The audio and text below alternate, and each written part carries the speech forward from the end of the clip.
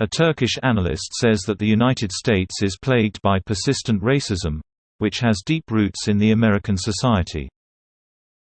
Slavery was a central issue at the founding of the United States and also in the constitutional debate.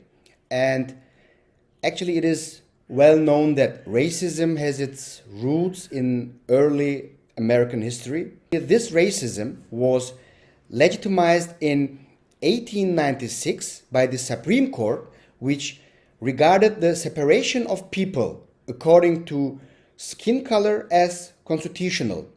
And until today, this idea is so anchored in the minds of its white citizens that even equality laws have hardly been able to limit racial inequality in the country. In the 1960s, the civil rights movement achieved some progress, but however, it soon became clear that legislation alone would not be enough to eradicate racism. Now, even more than 150 years after the end of slavery and more than 50 years after the civil rights movement, racism still runs through almost all areas of life in the United States of America.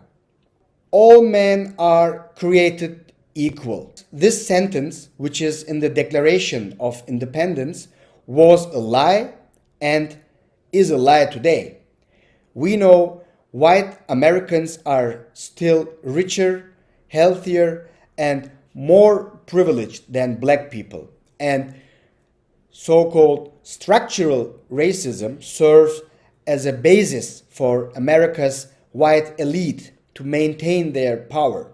Those who are born into the safe neighborhoods and the better schools, which in the United States are still predominantly white, of course, they do not have to fear being discriminated against or killed because of the color of their skin.